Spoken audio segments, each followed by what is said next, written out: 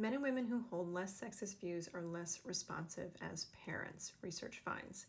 Well, that seems like a no-brainer, but also I think there's some really surprising information in this article. Okay, no surprise that the evidence about sexism and misogyny tell us that these ideologies contribute to all kinds of gender inequalities, discrimination, harassment, and violence toward women. I love that this study is looking at the effects on how it shapes parenting too and influences the next generation, because so much of what we grow up with shapes our worldview and how we see ourselves, how we see other people, and how we learn to treat other people. So our very first social system is the home in which we grow up. That sets the stage for how we understand things like fairness, justice, communication, love, affection, attunement, power, all the things.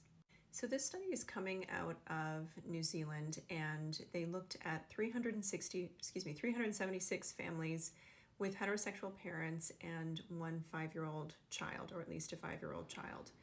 Each of the child's father and mother first completed scales assessing hostile sexism that included the statements that I'll come back to in a second. This study looked specifically at hostile sexism, but there are 3 different ways to understand sexism. There's hostile sexism, which is what we understand to be the more overt, obviously hostile, it's in the name, but really kind of aggressive thoughts and behaviors toward women. But there's also what's called benevolent sexism, and these are the things that are often labeled as chivalry or good guy behavior. So these are things that make it seem like women are inferior and need to be protected, or like women are the weaker sex, or they're very patronizing. Let me help you with that. You don't know what you're doing kind of mentality.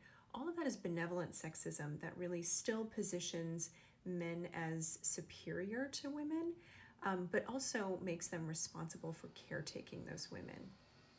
And then ambivalent sexism is how we understand the polarity of how both benevolent sexism and hostile sexism manifest in our culture. So this study in particular was looking at hostile sexism and how that influences parenting. Okay, these are the statements that they used to identify how aligned with hostile sexism the participants were in this study. 1, most women fail to appreciate fully all that men do for them. 2, women seek to gain power by getting control over men. 3, women exaggerate problems they have at work. 4, once a woman gets a man to commit to her, she usually tries to put him on a tight leash. And 5, women are too easily offended. So those 5 statements, if you found yourself agreeing with them, guess what? You probably have adherence with higher levels of hostile sexism, as did the parents in this study. Instead of relying on the parents' self-report, the investigators of this study had independently trained coders look at recordings of the parents engaged in basic tasks like playing games with their kids or doing something productive and constructive like building a cardboard tower. They wanted to see how much the fathers and the mothers responded with warmth, engagement, and responsiveness to the child. So here's where it gets good. Well, or tragic. Fathers who reported higher hostile sexism exhibited less responsive parenting toward both daughters and sons. This is not a surprise. They expressed less warmth and they were less engaged with their child. They were less sensitive to their child's needs and they were more intrusive or controlling. So pause right here. I'm going to invite you to think about why that might be. Why were fathers with higher degrees of hostile sexism less responsive to their children and more intrusive or controlling? What hypotheses do you have? Throw them down in the comments. So perhaps the more surprising element for folks less familiar with hostile sexism is that the mothers who held higher degrees of hostile sexism also demonstrated less responsive parenting. They were less warm, less engaged, and they had less sensitivity that they evidenced toward their children. Interesting, because also the folks who adhere to higher degrees of ambivalent sexism believe that women are naturally more nurturing, but this data questions that because we know it's not a biological truth. But the researchers in the study proposed two different reasons why the mothers who showed up with more hostile sexism would react this way.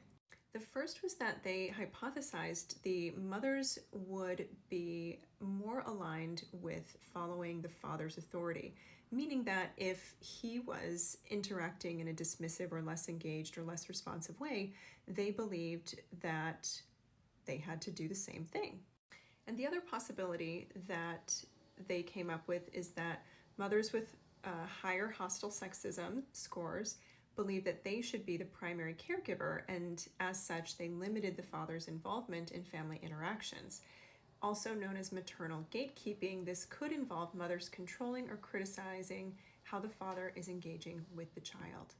Interesting, because a lot of people in the manosphere or people who are critics of feminism often blame feminism for being the primary source of maternal gatekeeping.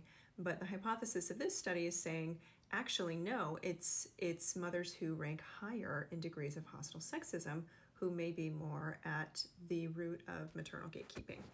As a psychologist and sex therapist, I work with folks all the time in understanding and healing the childhood trauma that has intergenerationally been passed down to them and has affected the way that their intimate lives take shape as adults.